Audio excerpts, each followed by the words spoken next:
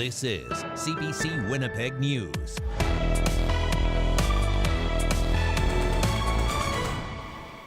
Good evening. Thank you for joining us tonight. Friends and family members of a 24-year-old woman killed in a collision with a drunk driver shared their grief and pain in a Winnipeg courtroom today.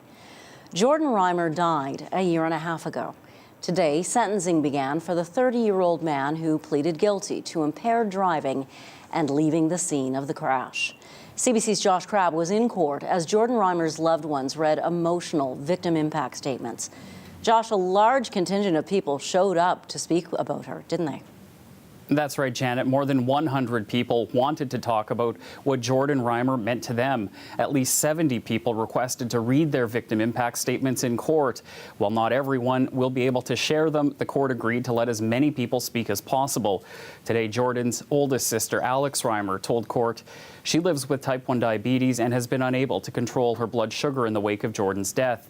She says she loses consciousness sometimes, and that's when she feels closest to her sister. But in order to fight to live, she has to leave Jordan every time. Reimer was killed in the early morning hours of May 1st, 2022. She was a designated driver on her way to pick up a friend when Tyler Scott Goodman, who was 28 at the time, collided with her at the intersection of Bond Street and Kildare Avenue in Transcona. Court heard Goodman ran 2 stop signs and was going 101 kilometers per hour at the time of impact. That's more than twice the speed limit in the residential area. He had 9 or 10 drinks at a nearby bar before leaving and getting behind the wheel with 3 passengers. Jordan's other sisters, Nikki and Andy, also spoke in court, and so did her mom, Karen, and dad, Doug. Jordan's mom said she's had to watch her family crumble apart without her second youngest. Family members say every relationship has changed and nothing has been or will be the same without Jordan. They all called on justice for Jordan. Josh, what kind of sentence is the driver facing? The Crown asked Provincial Court Judge Cale McKenzie to impose a total sentence of 7 years. Crown attorney Matt Armstrong told court Goodman should get 6 years for the charge of impaired driving causing death and an additional sentence of 1 year for leaving the scene. Goodman's mom, Lori, also pleaded guilty to 1 count of obstruction of justice. Court heard that was due to misleading statements she gave to officers. She told police she didn't see her son until the next morning, but actually picked him up and brought him home shortly after he left the scene of the crash. The sentencing continues Friday. Defense lawyers will make submissions at that time. Janet. Thanks very much for that. That's the CBC's Josh Crabb reporting live from our newsroom tonight. The Balmoral Hotel in Winnipeg will undergo a transformation. A new ownership group, which includes Pimicikamat Cree Nation, has taken over the building. It plans to turn the beer vendor into a walk-in clinic. The basement bar will become a drop-in space, offering free meals and programming operated by the group One Just City. Josh Ward is the program coordinator. Really, at One Just City, we put relationship first, and what we want this place to be is a place where people can come and feel welcomed, experience hospitality that they might not be getting anywhere else in their lives. A place where people are known by name. One Just City hopes the new basement area will open its doors in January. All the rooms in the hotel will be renovated and will serve people from Northern First Nations who come to Winnipeg for medical treatment.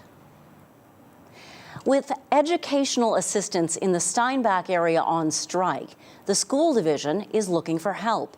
It's turning to replacement workers, a strategy opposed by the labor movement and the grassroots of the NDP government. CBC's Ian Fraze reports. Educational assistants in the Steinbach area fighting for higher wages. It's something the temporary replacements are already getting. Supporters of the striking EAs are annoyed.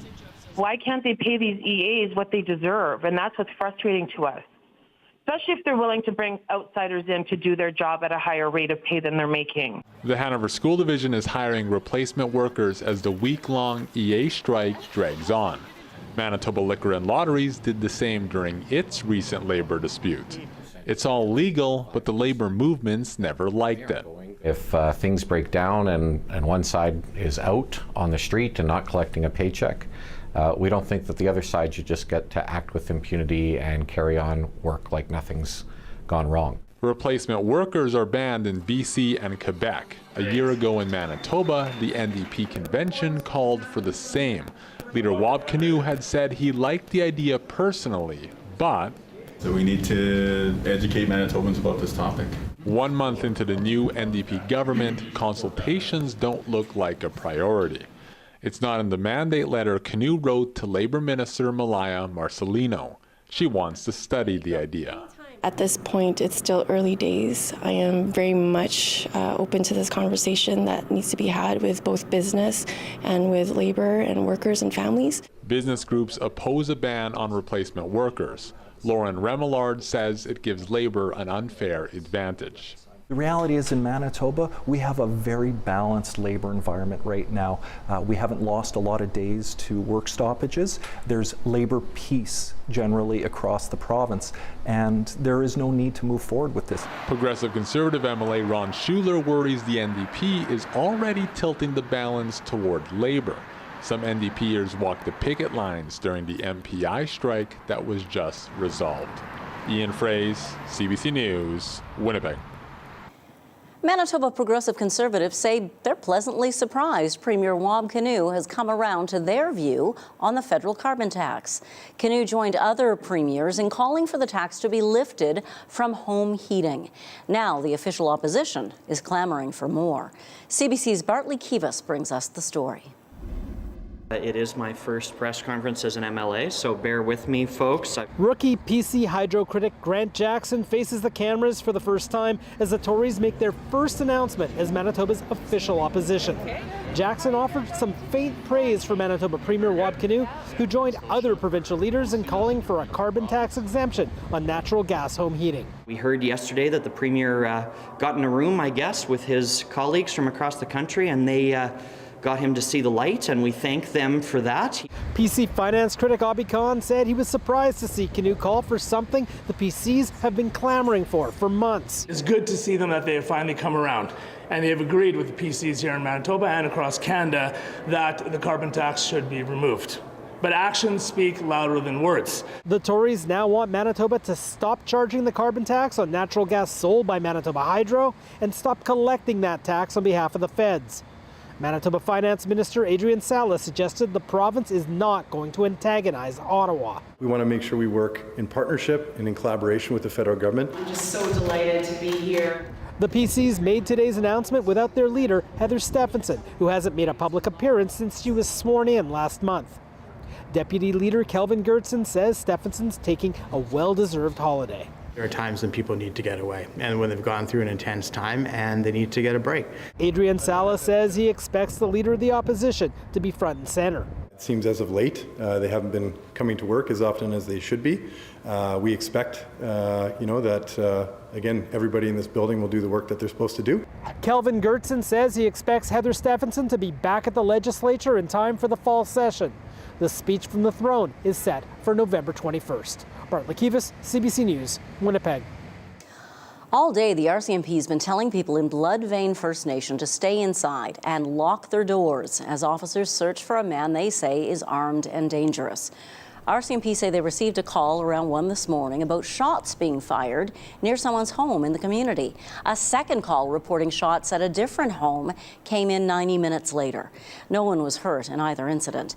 Officers from Powerview and the emergency response team are in the community. Canine and drone teams are there too, also searching for the suspect.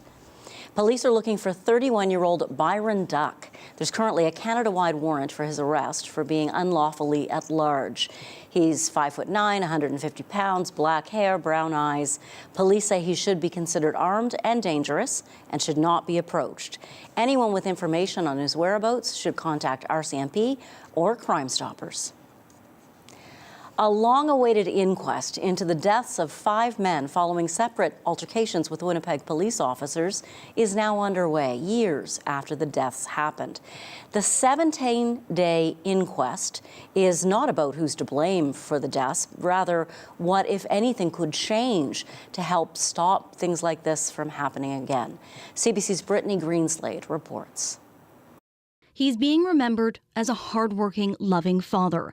But Patrick Gagnon's family is still trying to come to grips with why and how his life ended. In court today, his former partner said he left behind his daughter, Natasha, who spent the last 5 years trying to make sense of why this happened. She spent time, or continues to spend time, trying to understand why is life in Winnipeg so cheap. Dallas Houston said through tears in the courtroom. Now, a long-awaited inquest into his and 4 other men's death following altercations with police is underway. The 5 men all died over a roughly 12-month period that began in July 2018. In each case, they were restrained face down by officers, according to the Independent Investigations Unit.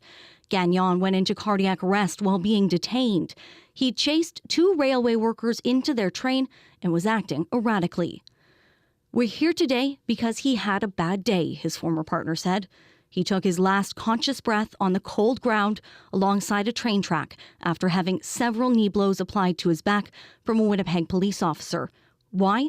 Because he was trespassing, he was unarmed, and he was disoriented. In all 5 cases being reviewed, the IIU determined that police did not cause or contribute to the deaths.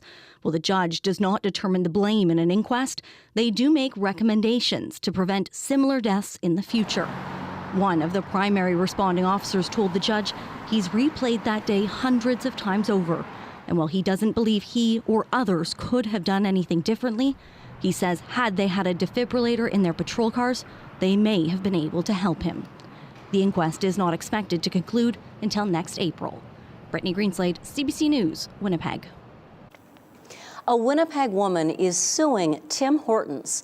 Allegedly, she nearly died because the wrong type of milk was put into her tea. The 25-year-old says she used the Tim Hortons app back in June to order a tea with almond milk. But the woman claims the tea she received actually had dairy cream, and she had a severe allergic reaction when she started drinking it. She has an allergy to milk protein. According to the lawsuit, the woman experienced a lack of oxygen to her brain as a result. It says she spent weeks in hospital, and it's not known if she'll make a full recovery. The lawsuit accuses Tim Hortons of not having an option on its app to indicate allergies and not ensuring proper procedures were followed for non-dairy beverage orders. The allegations have not been tested in court, and a statement of defense has not been filed.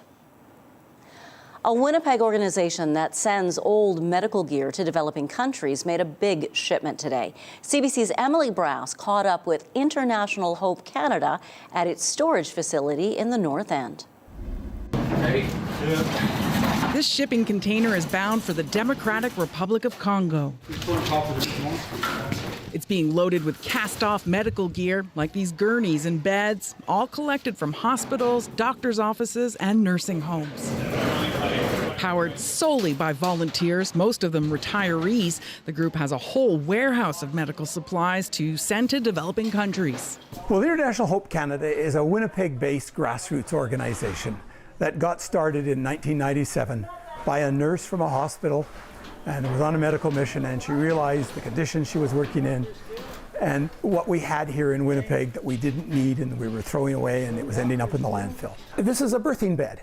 That can make a big difference in places like the Congo, where birthing beds often look like this. This shipment is going to communities recovering from years of civil war. Partner groups like churches often help get the gear overseas. To help the underprivileged, the refugees, those poor in the rural areas of the country that have nothing. And these efforts are going towards clinics and hospitals, which are doing their best with very little. I've got some syringes here. Belinda Duncan used to work at a hospital and has spent time on medical missions in Africa and Asia. Everybody is waiting for care, and just the materials that they receive from places like Canada doing something like this, it's so useful. Former engineer Mick Williams makes sure used walkers are in ship shape. It could be changing a bearing, or it could be making sure the brakes work. That's the most important. Used leg braces are sorted and repaired. They can cost hundreds of dollars new. All the straps, sometimes they're missing. And if it looks like it's pretty good, they will clean it up and package it. Others carefully check expiration dates and pack the supplies into kits. We have so much in our country. It just brings tears to my eyes when I see how we have helped people in very third world needy countries. It's a wonderful feeling. The container should arrive in DR Congo in 6 to 8 weeks. Emily Brass, CBC News, Winnipeg.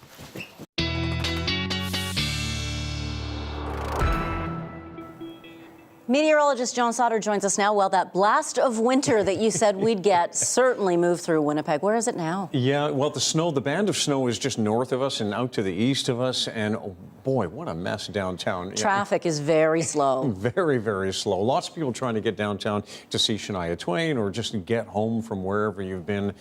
It's going to be slow for a while. Let's go to the maps. So there's a real sort of mix of precipitation moving through this afternoon. We had everything from a snowfall warning up on the Riding Mountain area earlier to a freezing rain warning right here in the Red River Valley and across into the Winnipeg area. Now, if we get a little closer here on the radar, this is where that messy weather is now up through Lac du Bonnet, Pinawa, Whitemouth, up across into Gimli, just ending in Gimli now. So Northern Interlake still seeing that band of heavy snow that we saw here in Winnipeg earlier. Now, as we head through the evening hours, some of this might sort of turn into rain, or even we may later on after midnight see some clear patches in our weather as far as the cloud is concerned. Now we go out west and we can see there's another band setting up through Strathclair, Binscarth, heading up into the Dauphin area where we can expect in Dauphin and Swan River another 2 to maybe 4 centimeters of snow tonight. Airport still indicating some of that snow falling, but it's very, very light at this point. Southeast winds at 22. Temperature here says 0. But here's the thing, it's rounding up to 0. It's actually minus 0.4. So that means out on highways, anything that's falling from these clouds could be falling and sticking to the ground as ice. All right, so yes, it is very interesting that we see this kind of weather at this time of year, but it is that transitional season. The blue you see here on Futurecast is liquid. That's rain. The pink is either a rain-snow mix or a risk of freezing rain. And this low pressure system is kind of like that car that's been in front of you for the last 45 minutes. It is needing a little bit of a honk on the horn. It's not going to speed up anytime soon. This thing is stalling over us over the next couple of days. Rain showers possible in the overnight period, maybe some clear breaks, some rain in the morning again. It'll be very early, and then it'll change over to snow. And as we get into the later part of the day, it becomes more of a steady snow where we could pick up a couple more, maybe 4 centimeters on Wednesday night.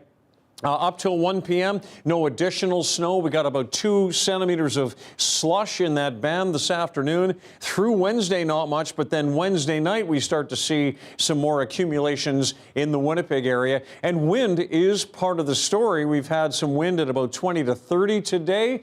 But as we move through into tomorrow afternoon, we start to see gusts that are closer to 50, maybe even 60 kilometers per hour later in the day on Wednesday. So tonight, some evening snow, very light at this point, changing over into some rain showers that'll be intermittent. Light rain in the morning, changing over to snow in the afternoon, even though temperatures are up around 2. So wet snow and windy conditions. Windy as well on Thursday, a little more northwest, but still gusting to 50, and more snow on the way before we start to dry out Friday and Saturday. And very warm heading into next week, Janet, where I'll have some details in the 7-day forecast that show that whatever is falling here today in the next couple of days will likely melt. Oh, thanks, John. Look forward to that. Manitoba's first all-Filipino musical is coming to Rainbow Stage next summer. Mabuhay will make its Canadian premiere in June. It's a milestone for both Rainbow Stage and theater productions in Manitoba.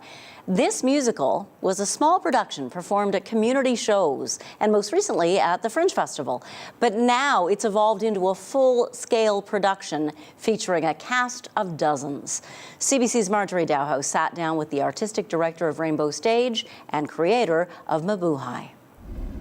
Well, it is a big day for Rainbow Stage because they're announcing what's coming up in their next season, and there is a lot of really cool things to talk about. Joining me is Carson Natras, Artistic Director of Rainbow Stage, and Joseph Civillo, creator of Mabuhay. Well, hello to both of you. Hi, thank you so much for having us. Carson, I want to start off with you. So, big year coming up, 70th anniversary for Rainbow Stage.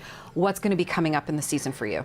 Well, you're right. So 70 years, 1955 to 2024. For our 70th anniversary, Rainbow Stage is making history with the Canadian premiere of Mabuhay by Joseph Civillo. We've always been dedicated to local talent, but most of that's always been on the stage, in the orchestra pit. But in 2018, we expanded this commitment to local talent to include authors and composers. So the first time we ever put a locally penned book musical on our stage was Danny Shore's Strike in 2019. And that same year, we commissioned a musical called Mabuhay, created by Joseph Civillo. It was just a pipe dream 5 years ago when I first put pen to paper, conceptualizing a show that would hopefully one day be picked up by a world-class theater company. Now, standing here today with some of my closest friends, colleagues, and key players by my side, having Mabuhay announced next to one of Disney's greatest musicals, Mary Poppins, as part of Rainbow Stage's 70th anniversary is a dream come true. Mabuhay. I remember when we first did interviews when this started off. Now this is a full-scale production that has been commissioned by Rainbow Stage. How does it feel to know that it's come this far? I don't think I've fully felt the gravity of the present moment of Rainbow Stage actually producing it for their season. That won't happen until opening night, probably, for me.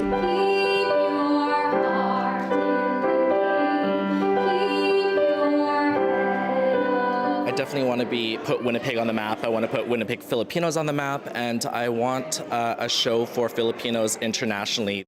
I needed a platform like Rainbow Stage, a professional company, to really explore the gravity of what this could be in the future. Mm-hmm. And I think that out of all the theaters, I grew up at Rainbow for most of my career with about 14 to 15 shows under my belt. I started when I was 13, so it only made sense to create it under the dome for such a huge audience, to welcome new audiences like Filipinos to theater.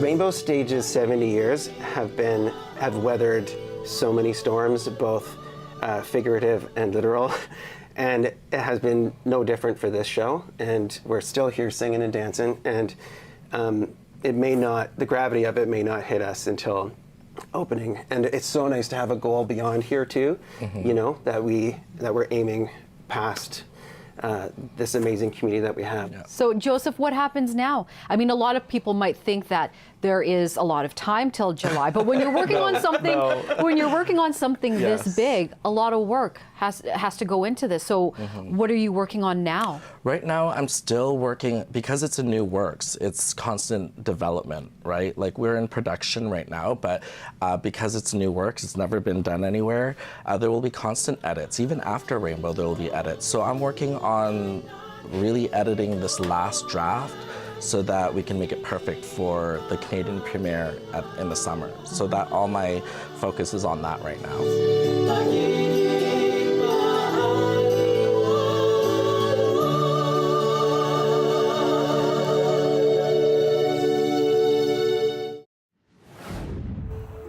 The first group of Canadians was allowed to leave Gaza today, fleeing the violence there as fighting has intensified. We'll bring you the latest from the region after the break.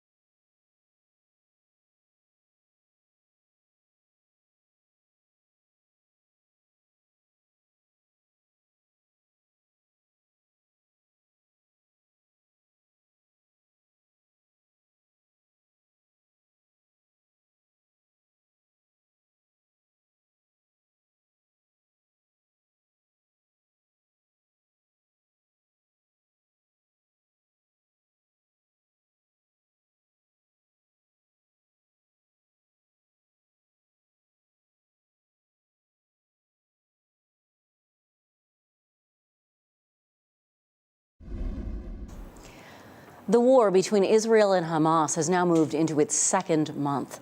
The fighting has intensified almost daily as Israel retaliates for the Hamas assault on October 7th and tries to destroy Hamas. As CBC's Ellen Morrow reports, there are no signs the siege of Gaza will end soon. You may remember in the aftermath of the October 7th attacks, seeing destroyed vehicles by the Nova Music Festival site and the various kibbutzes that were attacked as well. Well, this is where so many of them have been brought. There are hundreds of cars here at this lot in southern Israel.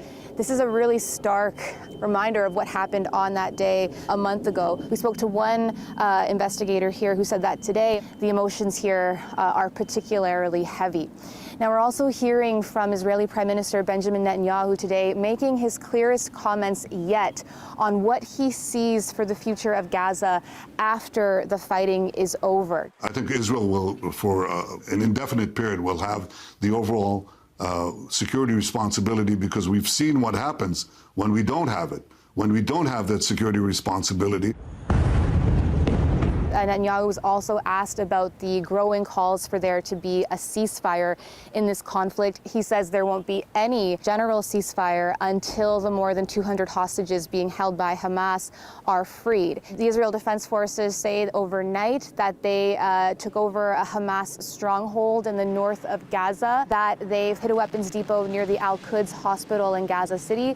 We have seen strikes in the area of Al-Quds in recent days. The Palestinian Red Crescent Society saying those strikes have injured dozens of people inside the hospital and those sheltering around it. Israel says that that shows how Hamas, its allegation that Hamas uses civilian infrastructure to shield its military positions and its fighters. So the fighting rages on.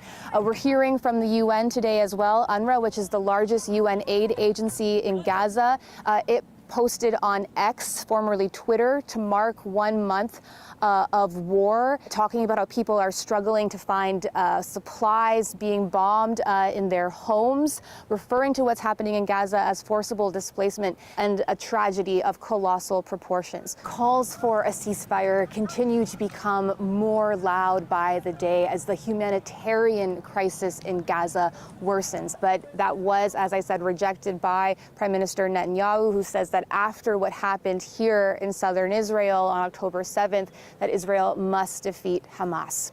Ellen Morrow, CBC News, Southern Israel. The first cohort of Canadians stuck inside Gaza was able to leave today. Once they made that crossing into Egypt, they'd be bused 400 kilometers to Cairo. They would then have just days to get home or to make other arrangements to leave Egypt. CBC's Tom Perry picks up the story. There were 80 Canadian names on the list published by the Palestinian Border Authority today. That's 80 Canadians who were given permission to cross from Gaza through the Rafah crossing into Egypt. Now, there were no Canadians on any of the lists published last week by the Border Authority. That did lead to questions as to why Canada had none of its citizens coming over when other countries were getting their citizens out of Gaza. The government says that it had been hoping to have more Canadians. Canada's ambassador to Egypt said initially, before the border shut down unexpectedly over the weekend, the plan was for 2 groups of Canadians to come through, one of over 200. So instead of having more than 400 Canadians coming through, today we saw just 80 Canadian names on that list. Now, CBC News did have a freelance camera operator on the Gaza side of the Rafah crossing. He spoke to some of the Canadians making that journey, and here's some of what they had to say. I was able to get my 2 daughters and my wife names on the Canadian list after a lot of trials. And unfortunately, I wasn't able to get my parents' names and my sister's names on the list as well. So I left them in Gaza in such a horrible situation. So I call upon all the Canadians related to the government or the foreign ministry to work on getting the first family out of Gaza as well, because I was in such a difficult situation to choose between leaving with my own family, small family, and leave my parents behind. And for those Canadians, getting through the border crossing is just one leg of their journey. They're going to be met up with buses from the Canadian Embassy. They'll be brought here to Cairo. They'll have 3 days to get their papers in order, and after that, they've got to move on either to Canada or elsewhere. But that does still leave hundreds of other Canadians still in Gaza who are trying to get out, trying to get to safety. Tom Perry, CBC News, Cairo. Some of Canada's premiers want to stop Ottawa from cutting funding deals directly with municipalities. The premiers are threatening to bring in legislation. This comes as the federal government hands out billions of dollars to cities and towns, trying to encourage the construction of new affordable homes. CBC's Marina von Stackelberg reports. Canada's premiers say any federal money to build housing should go through them first. They're threatening to pass laws to prevent Ottawa from funding cities directly. There's a shared concern that there is a federal government that is increasingly looking at the potential political benefits, for lack of a better term, of circumventing the provinces and landing in a Toronto or Vancouver and dropping a housing program strictly for political gain. It comes as Ottawa has begun cutting deals with cities to build more homes fast. Up for grabs, $4 billion. And if you're coming into a province with projects, then we'll ask, I guess, to be involved. But if that's not working, then we'll legislate that we need to be involved. The premiers want what Quebec has. A law there says money from Ottawa for municipalities must flow through the provincial government first. Canada's housing minister says this is the first time he's heard the premier's concerns. I see no reasonable excuse to stop working directly with municipalities if we're actually achieving progress with the strategy that we've adopted. The federal money is contingent on cities changing their zoning bylaws to allow for denser housing that can be approved more quickly. The sooner that we can get the funds from the federal government in a manner that's easy and quick is what I'm looking for. Halifax's mayor says Nova Scotia's government has slowed down federal funding for transit before. He doesn't want to see that happen with housing. The province didn't match the money, and it took them 8 months or so just to pass through the money from the federal government. So does it slow things down if you go through the province? Of course it does. Again, just as we're starting to get momentum, just as the housing accelerator was starting to show progress, we now have provinces trying to block it, and I think that's unfortunate. Hundreds of applications for the federal money have been submitted. 7 deals have been reached. The housing minister says he won't let anything slow him down from building desperately needed housing fast. Marina von Stackelberg, CBC News, Ottawa. A hat that hasn't seen the head of its owner for more than 200 years is expected to fetch close to $1 million at auction in France. It's because it was this hat, worn by Napoleon Bonaparte, self-proclaimed Emperor of France. It will go on sale later this month in Paris. The black beaver felt hat in a traditional military bicorn or two-cornered shape became a trademark of the soldier emperor. Napoleon apparently wore it parallel to his shoulders, which was not like most officers of the day. He wanted to distinguish himself from others on the battlefield. It was worn by him during his reign at the helm of the French Empire in the early 1800s. Canada's environmental watchdog says the federal government is falling short on its commitments to reduce greenhouse gas emissions. We'll hear just what a new audit says about Canada's current plan after the break.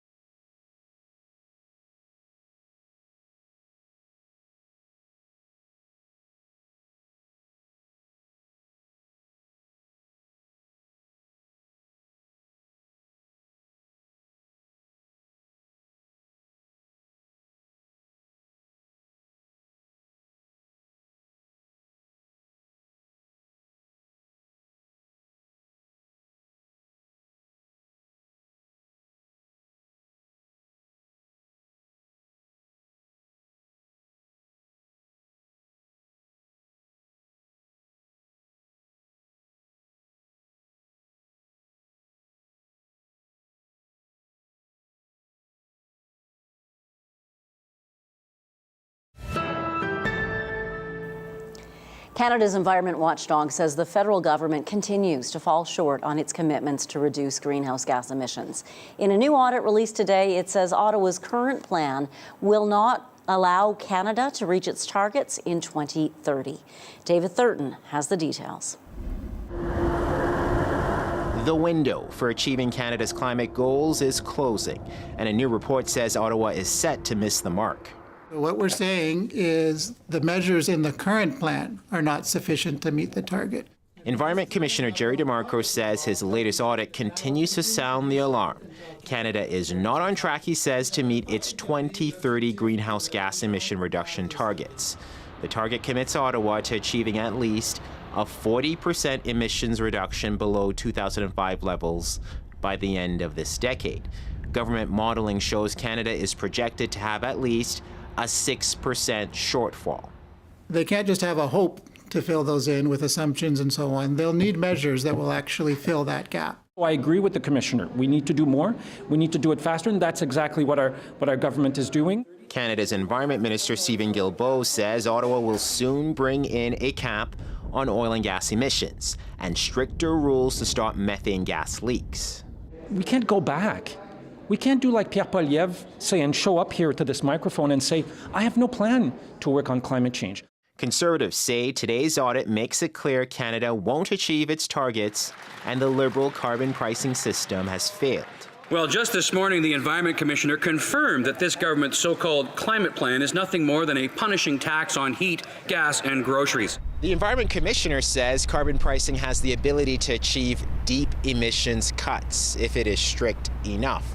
And although we might not be on track to achieve our emissions targets, there is still time, he says, to course correct. David Thurton, CBC News, Ottawa. Heavy rains have triggered deadly flooding in Kenya and Somalia. The United Nations says more than 100,000 people have been forced from their homes. At least 25 people are known to have been killed in Somalia and 15 in Kenya when intense downpours set off flooding, which wiped out homes, roads, and bridges. Rescuers are still trying to reach 2,400 people in southern Somalia who are trapped in their homes surrounded by water.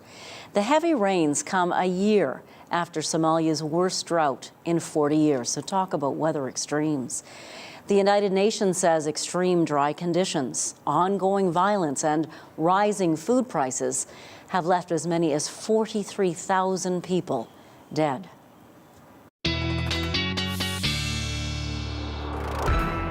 Weather Update is brought to you by the Art and Beauty of the National Ballet of Ukraine, January 29th at the Burton Cummings Theatre. Tickets at nationalballetukraine.com. Meteorologist John Sauter joins us once again. We've had a real mix of precipitation today. Yeah, and a lot of people don't realize that has to do with the temperatures of the air above us and at the surface and how all that mixes up. So I thought I'd show you a graphic to kind of explain how we get things like snow and freezing rain here in the winter. First of all, a lot of our snow starts just like that, as snow, even in the warmer months, really up high and melts in a warm layer of air just above us. That's what's happening here as we have freezing rain. But in freezing rain, that melted precipitation enters a very shallow layer of freezing air and almost turns back to snow, but not quite. It turns to ice as it hits the ground. So that's why we had a freezing rain warning in effect earlier today, because we had that shallow layer of air at about minus 0.5 Celsius and lots of warm air aloft. So things will continue to turn to snow as the air above us starts to cool off a little bit, but temperatures right now are just below zero. Shows up at as a zero at the Winnipeg airport, also at the Forks, +1s in Steinbach and Morris. We're getting a little bit warmer, but only by about 1/10 of a degree each hour. This is a look at the current numbers across the rest of the south. All of us really close to the freezing mark, a little cooler out into northwestern Ontario. And this is warm for the north. Lots of -2s here, a -5 in Churchill, but by this time of year and this time of day, that should be a lot cooler in northern Manitoba. Across into northwestern Ontario tonight, some accumulating snow, and this is the same system that is affecting, that was affecting us today. 2 to 4 centimeters around Red Lake. Other areas, 5 centimeters of slush overnight. It'll melt tomorrow. I'll show you why in a second. We've got snow at first changing to rain, and then it ends in the overnight period. And we get even a couple of breaks in the cloud in the overnight. A risk of freezing rain still in Brandon, a low of -2, 2 to 4 centimeters up around Dauphin and Swan River. And just south of Dauphin, that next band of snow is just moving into your area over the Riding Mountains. Across the north, periods of light snow in the west, cloudy, patchy fog in Thompson, a chance of flurries and winds gusting to 60 tonight in the Churchill area. Tomorrow, everyone is warmer than seasonal. A little bit of light snow out to the west and through Norway House and Island Lake. Could see a couple of centimeters of accumulation in the Paw. And then for Swan River and Dauphin, another 2 to 4 centimeters tomorrow. The rest of us see morning rain, late day snow, same sort of thing for Portage, but if you're farther south, it just turns into afternoon showers around Morden, Winkler, Emerson. You've got afternoon rain changing to late snow. Here in Winnipeg, a bit of shower activity in the morning and then late day snow, and I think it'll get going late afternoon and start to accumulate on Wednesday evening. And it's all liquid in northwestern Ontario. Showers or drizzle. Could see a couple of centimeters of wet snow before the changeover to rain in Red Lake tomorrow. Temperatures, though, between 2 and 5 degrees. Thanks very much, John. You're welcome. So what is it that federal lawmakers could do to help revive Winnipeg's downtown? We've already talked about how they want to help build housing. What else would help? The head of the Downtown Winnipeg Biz has just returned from meetings in Ottawa. Hear what she thinks needs to be done and how our downtown recovery stacks up to those of other Canadian cities after the break.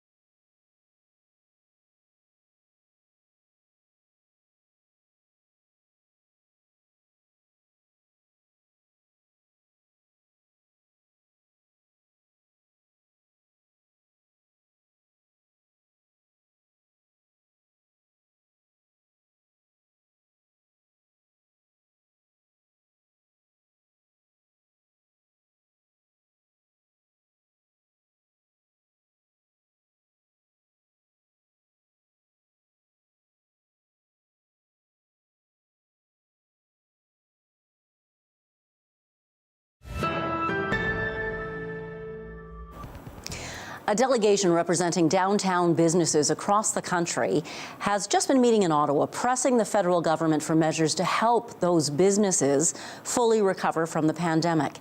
Kate Fenske is not only the CEO of the Downtown Winnipeg Biz, but she also chairs the coalition that set up these meetings, the International Downtown Association Canada. Kate, you have literally just landed back in Winnipeg as we record this. Thank you for joining us. Thank you, Janet. Yeah, I just got home from Ottawa. It was a whirlwind day on Parliament Hill, but I think really successful. You know, we had several meetings with MPs from coast to coast, and really, I think, productive and great conversations and discussions around how critical strong downtowns are for the sustainability of our cities across Canada. And how critical are they? I mean, it's everything. If you don't have a strong downtown, you are losing revenue that actually supports amenities and services throughout your entire city. When we look at downtown Winnipeg, I mean, our downtown is quite big, but it actually takes up less than 1% of the total land area, but is generating 14 and 17% of the commercial business tax, commercial and business tax. So you can see when we have a strong downtown, it really does come down to basic math. But at the same time, downtowns are also how people judge our city. So if we're looking to attract visitors, to attract talent, capital, investment to Winnipeg, downtowns are so critical of how they look, really, when it comes just to some of the basic things. And how does Winnipeg's downtown, in terms of its recovery post-COVID, compare with the downtowns of other cities? You know, we just have new data out from the University of Toronto right now, and we're looking at about 76% recovery compared to 2019 here in Winnipeg. I think that's about the 9 out of 11 cities that it looked at across the country. And one of the challenges that we have in Winnipeg and across the prairies is that we don't have the dense residential population that other cities like Vancouver or Toronto have in their downtowns. So that's a big thing that we want to be looking at moving forward, is how do we increase our residential populations downtown and get more people living there. But we know that is going to take time. So there's some immediate things that the federal government can do right now that are going to help our downtowns across Canada and help businesses that are still really struggling. I know some businesses are straining to pay back those federal Canada Emergency Business Account loans they got during the pandemic. Now they have to pay back the money and they just don't have it. What did you hear in terms of extending the payback date? When we were meeting with MPs, from all political stripes on Parliament Hill, which was great. We did have good discussions. I think there's a general understanding that businesses, especially small businesses, are still struggling, but it is going to be a challenge. They have extended the CBA loan, but the forgivable portion was only by 18 days. And so when we look at what that means for businesses, they're going to be facing high interest rates to pay back those loans. So if we can get an extension just to the end of December 2024, that will mean more businesses can stay afloat. And we know it's going to be so much more challenging if we lose businesses and jobs in downtown Winnipeg and across the country than it is to try, or it's going to be harder to get them back than it is to keep the ones that we already have. I'm sure with your job as CEO of the Downtown Biz, you meet with politicians all the time. Likely the people that you met with who represent Winnipeg and Manitoba are the same people you've met with them here. How does meeting them on the Hill make a difference?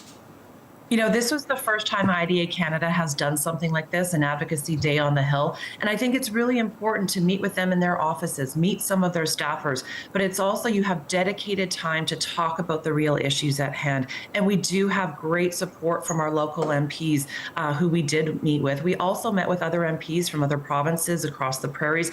And I think it's really, you know, we've been having these conversations, but this meeting was different. We were really starting to talk about solutions and what that can look like for downtown Winnipeg and downtowns across Canada. IDA Canada represents over 500 business improvement associations in the country, and that represents over 250,000 businesses. So I think there's a strong voice, and my hope is that we're going to continue this conversation as we move forward, but also it really is time for action.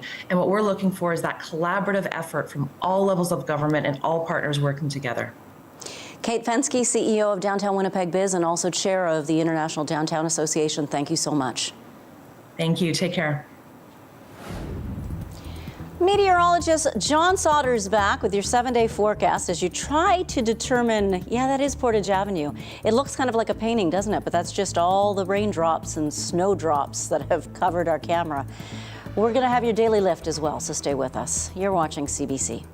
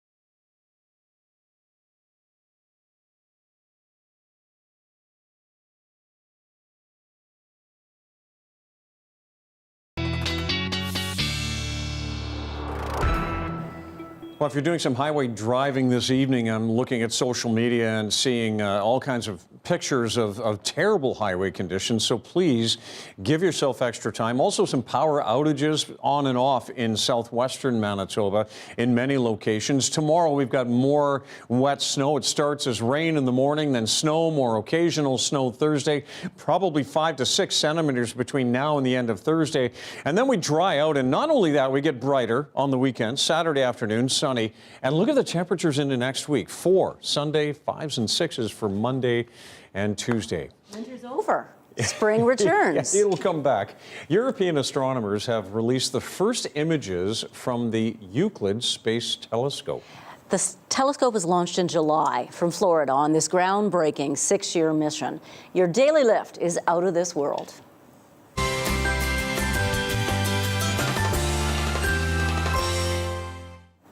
The European Space Agency, in partnership with NASA, says these photos of the Perseus cluster are the sharpest of their kind. Euclid's objective is to gather a better understanding of dark matter and dark energy. Those are the hidden forces believed to make up 95% of the universe, about which little is known. Euclid's wide field of view can capture images and record data from an area more than 100 times bigger than the Webb telescope. It's designed to monitor millions of galaxies up to 10 billion light years away. Wow. Isn't that incredible? That is incredible. We are but a speck in all that light. We are just dust. Yeah. But as so, do be careful when you go out there because you're important dust. Stay with us, and we'll see you tonight at 11. Good night.